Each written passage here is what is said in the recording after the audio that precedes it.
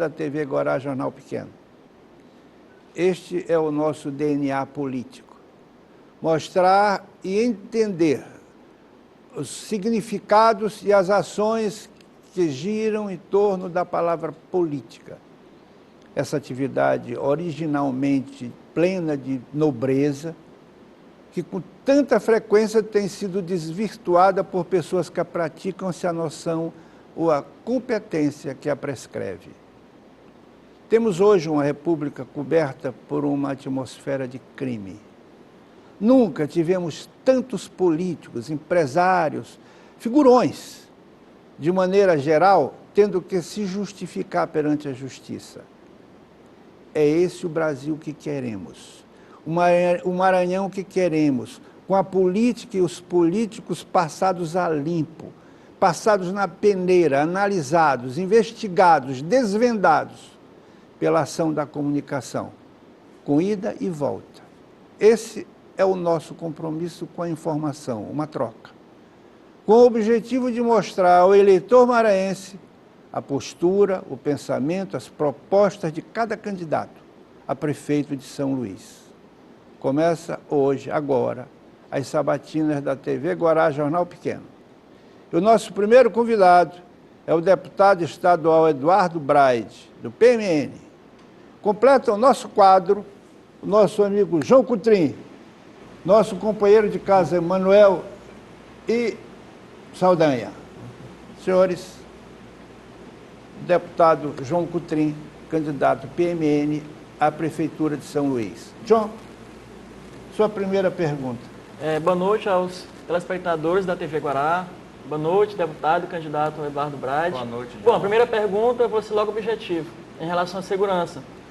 Nós sabemos que a segurança é de competência do Estado, mas acho que todos devem estar envolvidos para que possamos ter uma cidade mais segura. Eu estava vendo seu plano de governo, analisando e estudando, e eu vi que o senhor promete lá, um compromisso seu, criar guarda municipal e escolar. E o outro ponto do seu plano de governo é os postos de segurança, não é isso? Postos avançados de segurança. Queria que o senhor explicasse para a gente, para os espectadores que estão nos vendo, o que é isso, como o senhor vai fazer, já que a segurança é atribuição do Estado. Em primeiro lugar, boa noite. Boa noite, Américo. Boa noite, John, Emanuel, Marcos e a todos os telespectadores da TV Guará. Eu quero dizer que essa pergunta é importante e desde já agradeço. E quero, antes de respondê-la, repassar a você, Américo, para que você repasse aos outros, o nosso programa de governo, que contempla esse item e que eu quero começar a discorrer sobre ele. Primeiro, os postos avançados de segurança. Não é uma criação minha, é uma ideia já bem sucedida e implantada em várias cidades ao longo do país e de maneira inteligente. E por que eu digo inteligente? A Prefeitura de São Luís tem terrenos espalhados por praticamente todos os bairros de nossa capital. A ideia é a Prefeitura pegar um terreno desse, após discutir com a comunidade qual seria a melhor localização, com a participação inclusive da sugestão da Polícia Militar, e construir um posto físico, ou seja, levantar as paredes, cobrir e entregar ao governo do Estado, para que o governo do Estado coloque o efetivo da Polícia Militar e ali funcione um posto, exatamente como o nome diz, avançado de segurança. Nós tivemos um episódio no bairro de Fátima, onde um policial militar perdeu a sua vida dentro de um trailer. Desde aquele momento, todos os trailers foram retirados dos bairros de São Luís. E eu escuto, nas diversas caminhadas que fiz, tanto durante o período da pré-campanha como agora na campanha, a reivindicação de aproximar a Polícia Militar da comunidade. E, candidato, mas isso não seria semelhante às USCs que já existem hoje? Exatamente. Se você parar para pensar, quantas USCs tem em São Luís? Veja a dificuldade que o governo do Estado tem. Porque, de um lado, ele alega que não tem dinheiro para aumentar o efetivo da Polícia Militar. De outro, ele alega que também teria dificuldades para a compra de equipamentos. E é exatamente essa, John, que eu acho que é a verdadeira parceria. Não aquela parceria onde o governo do Estado faz tudo e a Prefeitura de São Luís só coloca a placa. Essa é a parceria porque a Prefeitura entraria, como eu disse, com o terreno e com a construção do prédio físico, que é algo barato em relação ao benefício que vai ter. E o governo do Estado entraria com o efetivo da Polícia Militar e os equipamentos necessários, os quais, inclusive, a Assembleia Legislativa do Estado do Maranhão aprovou o empréstimo do BNDES para suas aquisições. E a Guarda Municipal Escolar, o próprio nome já está dizendo, Nós tivemos paralisadas aulas ao longo desses últimos 4 anos, porque a Prefeitura de São Luís não pagou a empresa que prestava o serviço de vigilância. Não tendo a segurança nas escolas, o que aconteceu? Os pais deixaram de levar seus filhos, as portas das escolas foram fechadas e quem acabou sendo prejudicado foi o aluno que deveria ter direito àquela aula. Então, o que nós vamos fazer com base nisso? Aproveitar a Guarda Municipal, implantar de forma gradativa, como já existe no município de Campo Grande, a Guarda Municipal Escolar. E com os recursos que a Prefeitura gastaria para pagar o sistema de vigilância terceirizado, nós iremos utilizá-lo para reformar as 55 escolas que o Ministério Público pediu que a Prefeitura reformasse e nunca começou nenhuma aula. Mas, candidato, nós sabemos que o efetivo da Guarda Municipal de São Luís é muito pequeno. Às vezes a Guarda Municipal não dá conta de vigiar os terminais, os prédios públicos. Dentro desse plano, dessa proposta, o senhor faria um concurso público para ter mais guardas municipais, para atuar em todas as escolas? É isso? Nós temos aproximadamente hoje, John, 480 guardas municipais. Evidentemente que nós precisaríamos aumentar o número de representantes da Guarda Municipal para que pudesse cobrir todas as escolas. Mas nós não faremos isso da noite para o dia. É um projeto que eu tenho certeza que com o atual número é possível colocá-los na metade das escolas municipais, até porque muitas das escolas hoje não são não é do próprio município, são prédios alugados, são anexos na verdade, e a nossa ideia qual é? Pegar a Guarda Municipal e implantar a Guarda Municipal Escolar. E como eu disse, o recurso que a Prefeitura de São Luís vai economizar ao deixar de pagar a vigilância terceirizada é que nós vamos promover as reformas que nunca foram promovidas até hoje na rede pública municipal. Candidato, Emanuel, por favor. Pois é, candidato, aproveitando esse gancho, ele falou ainda há pouco da questão das escolas, da ronda escolar, a gente vai chegar numa outra situação que é justamente educação. Educação é um ponto muito importante. No seu projeto de governo, o senhor fala sobre a questão de construção e reforma de escolas. A gente tem um problema grave que o senhor acabou de citar, que é o fato das escolas, em boa parte delas, estarem sendo ocupadas em prédios que são locados. Então a Prefeitura gasta também com a locação desses prédios, gasta dinheiro com a locação desses prédios e eles não estão exatamente em condições de atender a esses estudantes. A partir desse princípio, o que o senhor tem de proposta efetiva e como pode ser feito, já que se alega sempre a falta de dinheiro para construir e reformar escolas? Manuel, eu quero agradecer a sua pergunta também. Ele dizer o seguinte, esse problema do aluguel dos prédios que viraram anexos, na verdade é uma bola de neve. Começou com um determinado número e isso mostra o quê? Que o poder público municipal, que a Prefeitura de São Luís, deixou de investir na construção de novas escolas. Ao invés de investir na construção de novas escolas, passou a alugar prédios que serviram de anexo. Primeiro, e isso chegou a um determinado ponto, onde não sou eu que estou dizendo, várias reportagens já mostraram, prédios que estão com 6, 7 meses de atraso e tiveram inclusive as suas aulas fechadas pelo proprietário que não deixou mais ninguém frequentar aquele local em virtude do atraso do aluguel. Primeiro é utilizar o valor que é para ser alugado e que não está sendo pago para a construção de novas escolas. E em segundo, eu lanço um desafio em você. Vá em qualquer município do nosso interior do estado e você vai perceber que prefeituras muito menores que a de São Luís estão construindo 2, 3, 4, 5 creches. Creches que são colocadas à disposição pelo FNDE e nós temos um maranhense que hoje está à frente da presidência do FNDE e que a Prefeitura de São Luís prometeu construir 25 creches, mas na verdade não entregou nenhuma até hoje. A notícia que nós temos, inclusive, é que o dinheiro que foi destinado pelo governo federal retornou aos cofres de Brasília, porque a Prefeitura não teve sequer a competência de executar a obra das creches. Então, dinheiro para construir novas creches existem. É assim que está acontecendo no Maranhão, no interior do estado, com os outros municípios, é assim que acontece durante o Brasil. O que acontecerá diferente na nossa gestão é que o dinheiro que chegará aqui será aplicado, será executado e a creche será colocada à disposição. Então, a tendência qual é? Resumindo, construir novas escolas municipais, deixar de alugar os prédios e, com esse valor, fazer com que a nossa rede municipal seja digna, esteja à altura não só dos nossos alunos, como dos nossos trabalhadores da educação e os professores. Saldanha. Deputado, boa noite a todos os nossos telespectadores, colegas jornalistas. Ainda sobre educação, qual a sua ideia, a sua visão de educação e a sua visão de relação com os trabalhadores da educação? A gente sabe que já faz algum tempo que nós temos assim, greves na rede municipal e a rede municipal atende, por exemplo, o ensino fundamental. Então, o ensino fundamental, ele pega uma faixa etária importante. Então, quando você tem os exames todos, os alunos terminam ali o 9º ano sem saber multiplicar, sem saber somar, sem saber ler e escrever, e aí vai para o ensino médio e assim por diante com essa grande defasagem. Então, acho que essa é uma grande dificuldade que tem a ver com a questão da formação de professores, a relação que se tem da secretaria com professores, enfim. Como é que o senhor avalia essa questão e como é que o senhor entende, sobretudo, a sua proposta em trabalhar essa relação com o professor? Claro que existe uma deficiência muito grande de prédios, de reconstrução, o senhor fala isso, em aumentar escolas, construir escolas, reformar, mas no que diz respeito ao pedagógico, ao chão da escola, né, ao fazer pedagógico, como é que o senhor vê essa questão da educação? Marcos, primeiro eu quero dizer que a sua pergunta é muito importante, e aí isso me faz relembrar e deixar claro a você que nos assiste, que vai escolher no dia 2 de outubro quem será o futuro prefeito de São Luís que administrará essa cidade maravilhosa pelos próximos 4 anos, que é preciso que alguém já tenha tido a experiência pública de ter sido gestor na área pública. Eu fui presidente da CAEMA aos 29 anos de idade, maior empresa pública estadual, depois fui secretário municipal do Orçamento Participativo de São Luís. Mas quero trazer a você o exemplo da CAEMA. Eu fui o único presidente da CAEMA que não enfrentei nenhuma greve na CAEMA. E aí eu estou trazendo para você esse dado exatamente pelo relacionamento entre a direção da CAEMA e, no caso, os trabalhadores. Eu tenho a felicidade de ser bem tratado por todos os trabalhadores da CAEMA por onde eu ando, por uma simples questão, diálogo.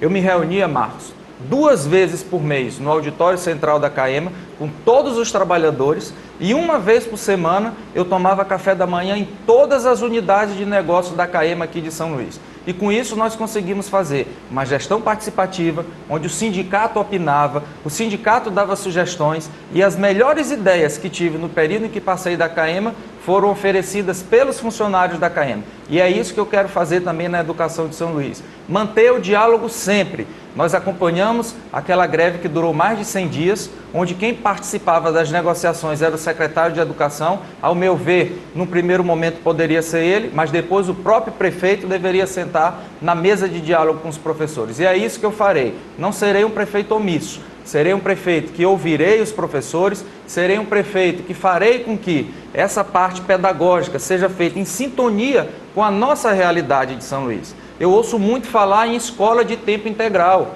mas nós não podemos falar em escola de tempo integral em São Luís enquanto nós não tivermos regularizados a escola de tempo normal. Aquela greve de 100 dias atrasou o ano letivo e só será regularizado em fevereiro do ano que vem. Só depois que, com os pés no chão, nós colocarmos para funcionar a escola normal, é que nós vamos pensar em desenvolver a questão da escola do tempo integral, discutindo com os nossos professores.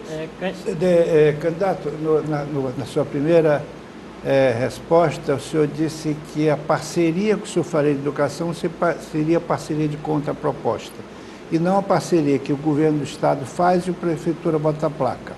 Depois, na frente, o senhor disse que as escolas todas pararam de coisa porque o prefeito é inadimplente e não pagou. E agora o senhor acabou de dizer que houve uma greve e o prefeito foi omisso. Então a prefeitura pega carona na obra do Estado, a prefeitura é inadimplente e a prefeitura é omissa?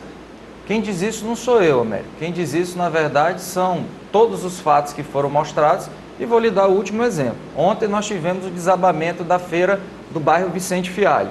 Há uma sentença condenatória que obriga a Prefeitura de São Luís a reformar as 27 feiras de São Luís e a Prefeitura não iniciou a reforma de nenhuma feira sequer.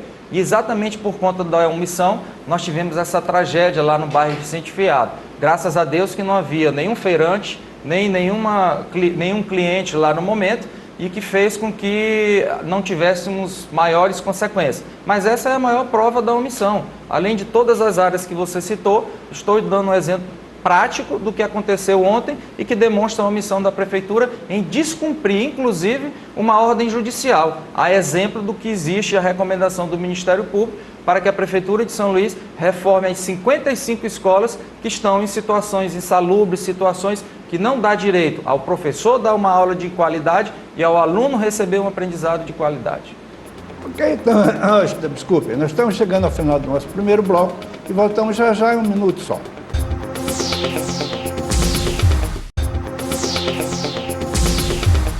Eleições de 2016, Sabatina, TV Guará, Jornal Pequeno.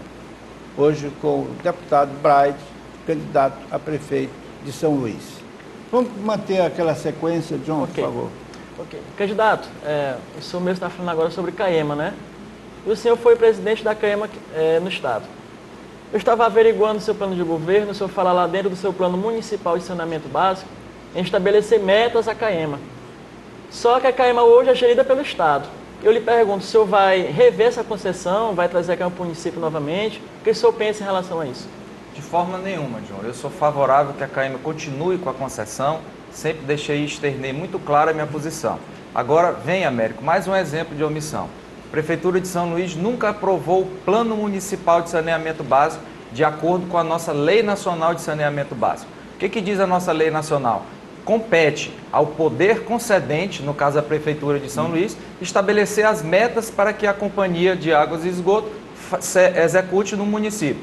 E, por incrível que pareça, São Luís até hoje nunca aprovou o seu Plano Municipal de Saneamento Básico. Daí porque, em nosso plano de governo, que está nas mãos de vocês, há clara previsão de aprovação do Plano Municipal de Saneamento Básico. Até porque você que está em casa, que está nos assistindo, é bom que saiba disso. Sem até dezembro do ano que vem, dezembro de 2017, a Prefeitura de São Luís não aprovar seu Plano Municipal de Saneamento Básico, todos os recursos do governo federal serão suspensos na área de saneamento.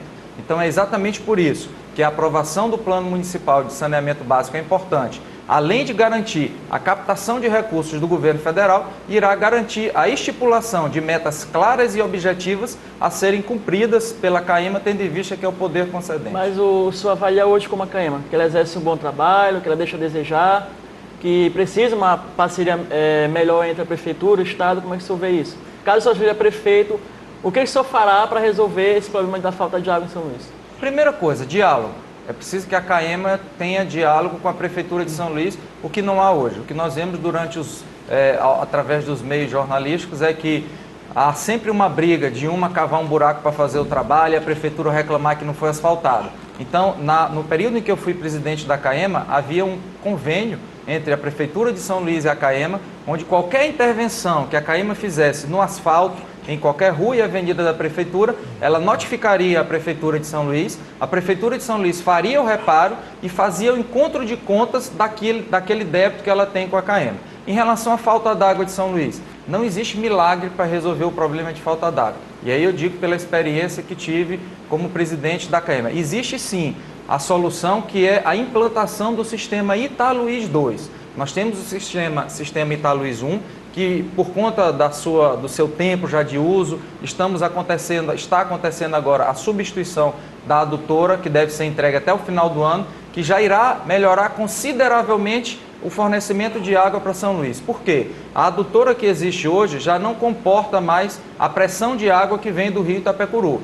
Na hora que você mudar para a adutora nova, essa vazão passará de 5 mil metros cúbicos para 7 mil metros cúbicos. Então isso fará com que São Luís receba mais água. Mas isso não resolverá o nosso problema. A ideia é 7 mil por segundo? 5 mil metros cúbicos por segundo para 7 mil metros cúbicos por segundo. E a ideia em resolver é a implantação do Italuís 2, um projeto que já vem sendo discutido há muito tempo e que, com a aprovação do Plano Municipal de Saneamento Básico, nós, enquanto prefeito de São Luís, iremos buscar recursos, não só no governo federal, como ao Banco Mundial ou ao BID, para que possa ajudar o governo do estado na execução da obra e implantação do Italuís 2. Só para finalizar, o senhor concorda com essa política de cavar poços em São Luís, que está sendo adotada hoje pela Caema? Pelo contrário, é exatamente isso que eu acho que tem que acabar. Até porque não há uma fiscalização por parte da Secretaria de Meio Ambiente do Estado.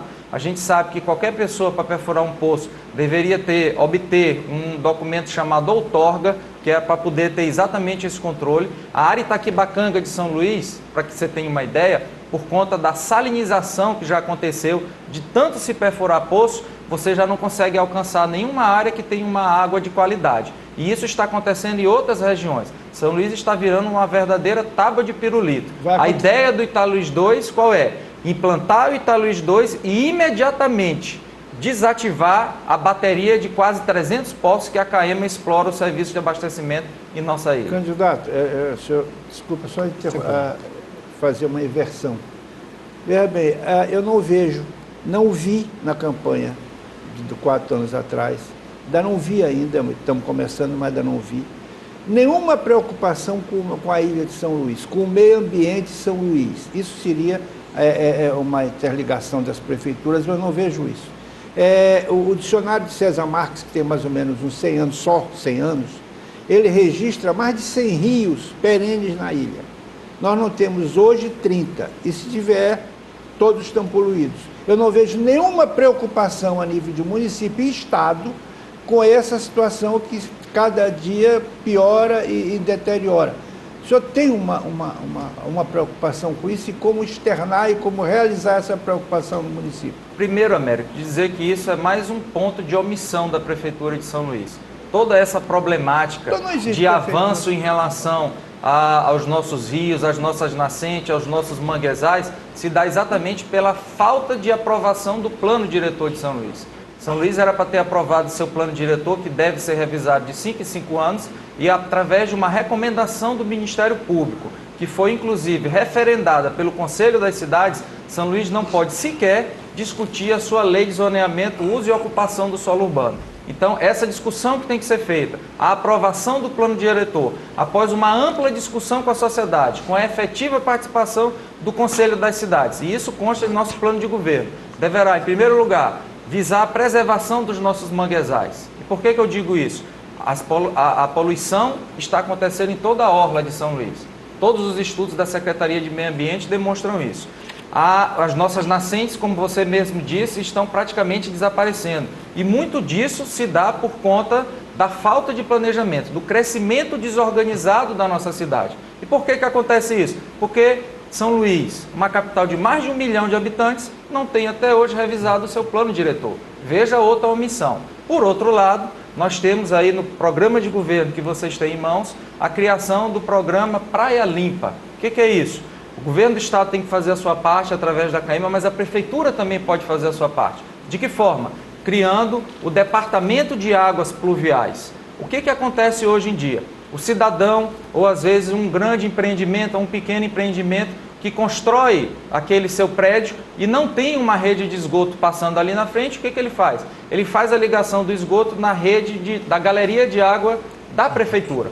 O que acontece? Essa água que cai, o esgoto que cai na galeria da água da prefeitura, consequentemente vai cair em algum rio ou diretamente ao mar, e aquele que cai no rio vai escoar e acabando chegando ao mar. Então, qual é a ideia da criação do Departamento de Água Pluvial? Primeiro, fiscalizar e acabar com as ligações clandestinas de esgoto na galeria de água pluvial. O nome está dizendo, essa galeria é para receber as águas da chuva, não esgoto, ela não foi preparada para isso.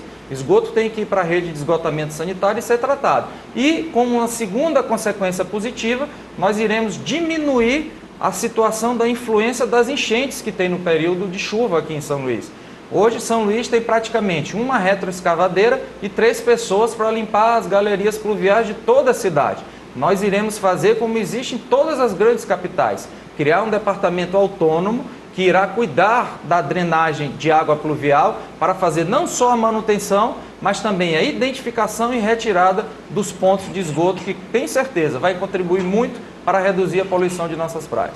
Candidatos, candidato, o senhor falou dessa questão dos pontos de esgoto, falou da praia limpa, do problema da falta de água, que atinge boa parte ainda de bairros aqui de São Luís, e consequentemente do problema do saneamento básico. A gente sabe que se juntarmos tudo isso, num bairro mais periférico, em tantos outros aqui, o problema que a gente chega é doenças. Doenças, a gente tem logo a questão, nos remete saúde.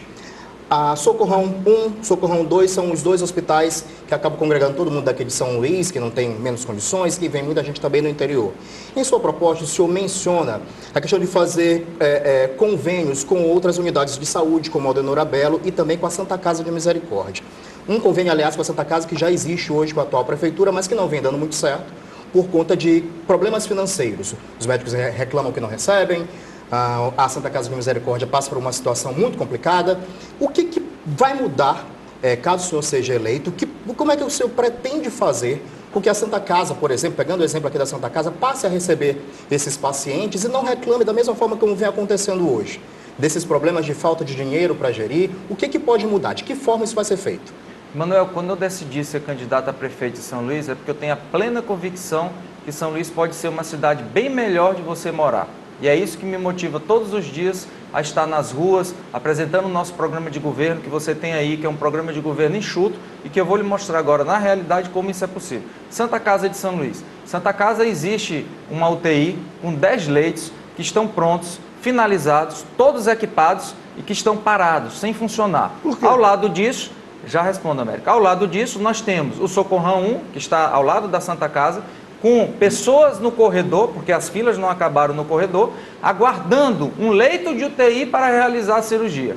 Então, ao invés de eu prometer que vou construir um grande hospital de referência, inclusive dar um nome para esse grande hospital de referência, eu vou falar a verdade. O que é a verdade? Fazer o que a Santa Casa de São Luís propôs à prefeitura. Qual é? Alugar a UTI da Santa Casa, a um custo aproximadamente de R$120 mil por mês. Isso resolveria o problema da Santa Casa, uma boa parte no que diz respeito à sua manutenção. A Santa Casa recentemente demitiu 80 pessoas e serviria como uma espécie de hospital de retaguarda para o Socorrão 1. Você diminuiria, aí sim, você iria diminuir a fila do Socorrão 1. Por quê? Porque você colocaria à disposição a parte de alta complexidade, que é exatamente a que falta no Socorrão 1. Voltando ao exemplo das outras duas entidades. Como deputado estadual, desde o meu primeiro mandato, eu sempre destinei recursos para a aquisição de equipamentos do Hospital Aldenor Abelo. Mamógrafo, microscópio cirúrgico para retirada de tumor cerebral, aparelhos para realização de biópsia, mamótomo, que é um aparelho moderno, o único que terá no Maranhão, será da rede pública, será do Hospital Aldenor Abelo, onde a mulher deita na mesa e ao mesmo tempo que faz o exame da mama, já faz a biópsia. E este ano, muita gente não sabe, o atendimento, os recursos para o tratamento das crianças com câncer iriam ser suspensos por parte do Ministério da Saúde, porque o Aldenor Abelo não tem uma UTI das crianças. Então, destinei uma emenda que será adquirido todos os equipamentos da UTI das crianças do Aldenor Abelo. Mas o Aldenor Abelo precisa de um acelerador linear para fazer o tratamento da radioterapia, e não tem até hoje. Custa R$5 milhões. A Prefeitura de São Luís tem um orçamento de quase R$900 milhões, e ao deixar uma fila de 600 pessoas na espera para aguardar o tratamento de radioterapia e demorar 6 meses para iniciar o tratamento, é claro que essas pessoas, não tendo o tratamento, vão sobrecarregar os socorrões. Daí porque a ideia. E a APAI, que este ano deixou de entregar o resultado do teste do pezinho e, através de uma emenda nossa parlamentar no valor de R$500 mil, foi possível a APAI retornar. Então, eu estou dando 3 exemplos na prática que já faço como deputado estadual e como prefeito. Farei muito mais para que, de imediato, a população possa ter uma saúde de qualidade. Candidato, só um minutinho que nós chegamos ao final deste segundo bloco e nós retornaremos já, é uma questão de 1 minuto só. 1 minuto.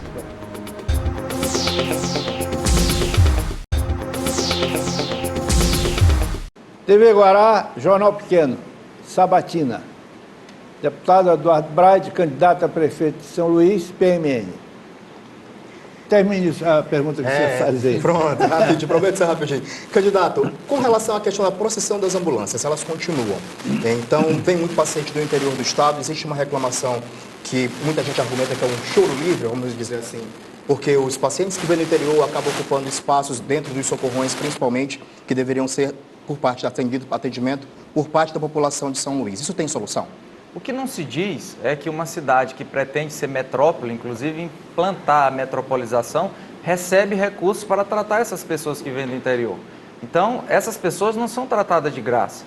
Todos os atendimentos que são feitos nos socorrões, seja 1 ou 2 das pessoas que vêm do interior do estado, o município recebe por isso através da produção. Então esse discurso de que é por conta das pessoas que vêm do interior que nós não temos uma saúde de qualidade, então nenhuma grande cidade vai ter saúde de qualidade. Porque toda grande cidade acaba sendo polo e referência no que diz respeito à saúde para receber pessoas de municípios menores e atendimento.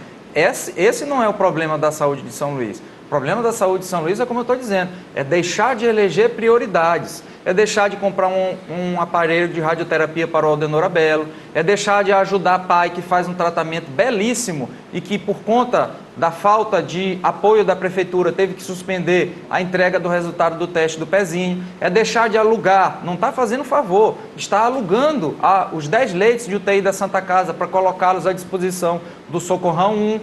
Eu andava agora no bairro de Fátima e lá tem um posto de saúde, na verdade não é um posto de saúde, é praticamente um hospital, que quando foi inaugurado era para funcionar 24 horas, só que hoje ele fecha 4 horas da tarde. Então veja você, o poder público municipal, a prefeitura, gastou um dinheiro, Américo, construiu um prédio, tem as pessoas trabalhando lá, mas 4 horas da tarde é fechado. E aí todas as pessoas que precisam de um atendimento médico do bairro de Fátima, região, tem que se deslocar para a UPA Itaquibacanga. Na nossa gestão, o que puder ser aproveitado de estrutura já existente, sem precisar reinventar a roda, e fazer com que seja ampliado o tempo de atendimento na área da saúde, é isso que nós vamos fazer para melhorar essa situação.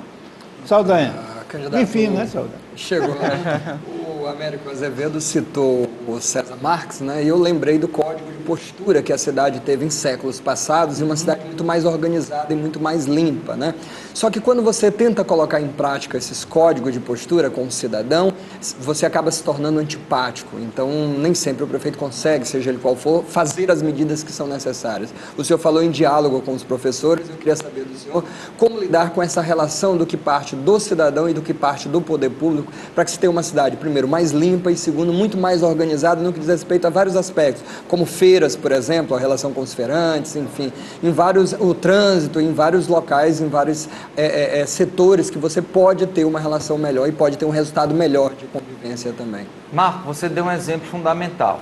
E aí eu quero dizer a gravidade da prefeitura, não só de São Luís, mas de qualquer prefeitura, tomar uma decisão sem conversar com os cidadãos.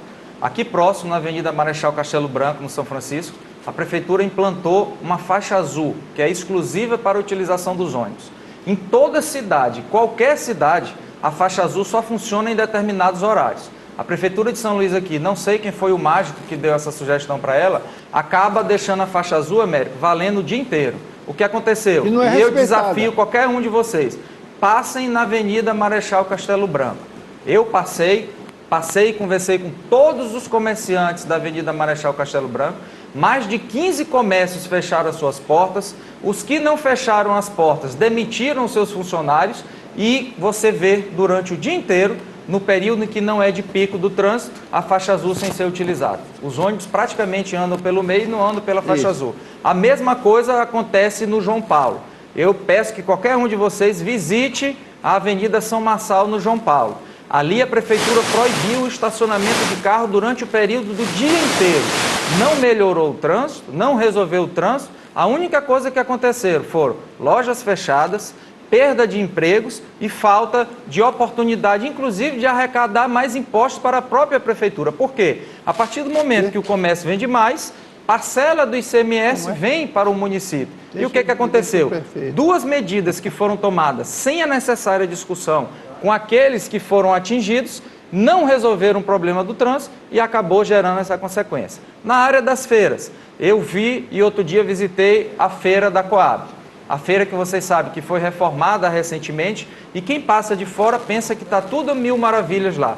Entre na feira e converse com os feirantes. Primeira reclamação, a feira deveria ter 2 pavimentos. Lá o que existe é uma junção dos feirantes que vendem confecções com os feirantes que vendem as verduras. Existe um problema de falta de ventilação, existe um problema de falta de segurança e tudo isso quem me passou essas informações foram os feirantes. Será que se a Prefeitura de São Luís não tivesse discutido isso antes, ouvido a sugestão de quem trabalha, de quem está no dia a dia, não seria muito melhor essa obra? Não seria, o resultado dela não seria muito melhor, América? Então eu tenho certeza que sim. Enfim, resumindo, relacionamento entre o prefeito Eduardo Braide e a sociedade de São Luís sempre será transparente e direto.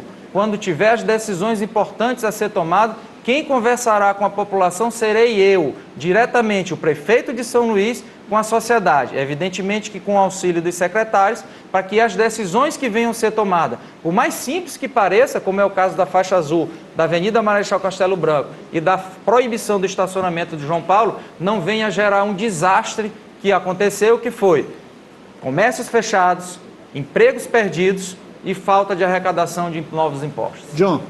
Candidato, acho que um tema importante que nós devemos tratar aqui é sobre mobilidade urbana. E eu estava lendo o seu plano de governo, e o senhor fala em implantar um transporte de massa, inclusive cita entre o Itaquibacanga, o Porto do Itaqui, entre a Estiva e o aeroporto. Esse transporte de massa seria o quê? Seria o VLT, seria a BRT? Como seria esse transporte de massa aqui em São Luís? Pontuando ainda, em relação ao VLT que hoje existe aí, qual a sua proposta para ele? E, por fim, o que o senhor tem, além disso, para a mobilidade urbana de São Luís, para ajudar a acabar com os engarrafamentos? O que o senhor pensa em relação a esse tema tão importante para a cidade de São Luís? Primeiro, dizer a você que você percebeu que nosso programa de governo não disse qual era o tipo de transporte de massa. Até porque eu não vou prometer sem ter a absoluta viabilidade de saber se aquele projeto poderá ou ser não implantado. O que eu posso dizer a você é que antes mesmo de chegar à prefeitura, se for da vontade de Deus e de você que nos assiste, eu já comecei a discutir esse problema. Com quem? Com a secretária estadual das cidades, doutora Flávia Alexandrina. E o que é que nos mostra pertinente? Vou começar pela zona rural.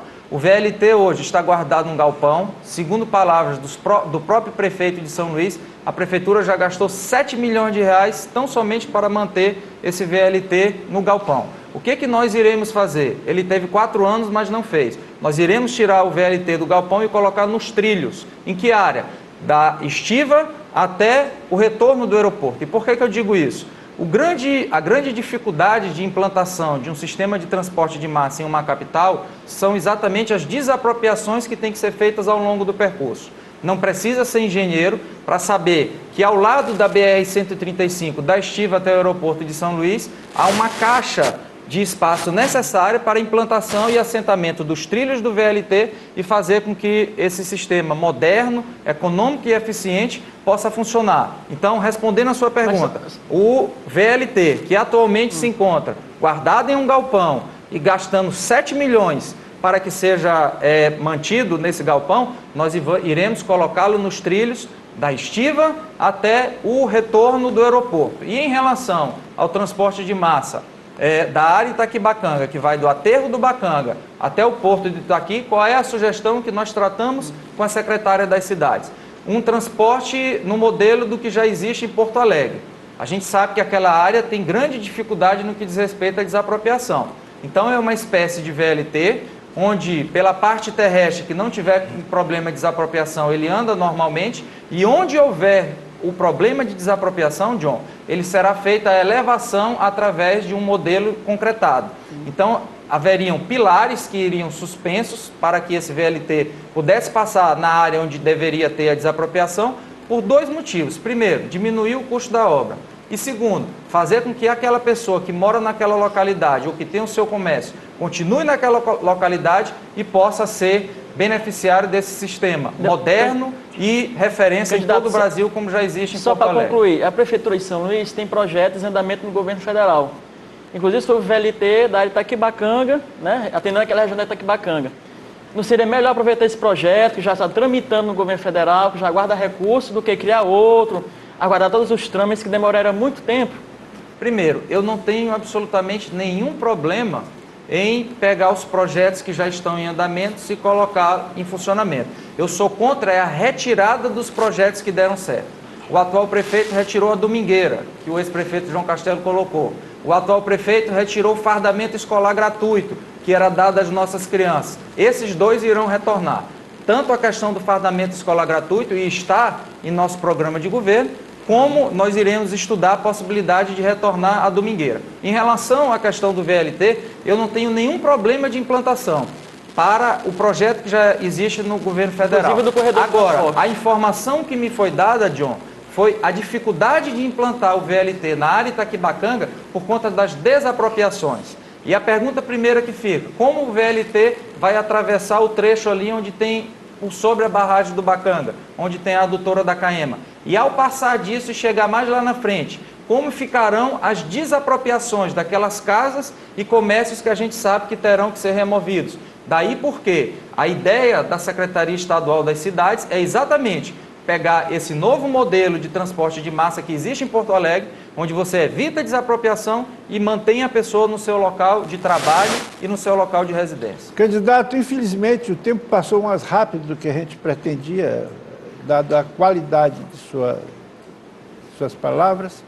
Por favor, nós temos um minuto e pouco, fale com seus eleitores. Eu quero dizer a você que nos assiste, a você que está em casa, dizer que sou candidato a prefeito de São Luís, porque tenho certeza, pela experiência que já tive em 2 oportunidades como administrador público, pela experiência que tenho de estar em meu 2º mandato de deputado estadual, de que São Luís será uma cidade bem melhor. E quem diz isso não sou eu sozinho. Quem diz isso é o nosso programa de governo. Você terá a oportunidade de acompanhar o nosso programa de governo. São 33 itens que mostram de forma clara como, através de boas ideias e boas experiências que foram adotadas em outras cidades, São Luís poderá ser uma cidade onde você se orgulhe de morar, onde você terá a nossa cultura respeitada, a nossa cultura valorizada, a nossa saúde melhorada com os pés no chão, como eu já disse aqui nessa entrevista, a nossa educação funcionando de uma forma melhor. Então, o que eu quero dizer a você, acredite que São Luís é possível ser uma cidade melhor de se morar. É por isso que o nosso slogan é São Luís tem jeito. Isso não quer dizer só uma frase. Quer dizer que São Luís, sim, pode ser uma cidade melhor, pode ter a referência de ser uma capital com mais de 1 milhão de habitantes, e é por isso que peço a sua ajuda, da sua família, para que você, no dia 2 de outubro, vote no 33 e faça com que nós possamos transformar São Luís numa cidade muito melhor.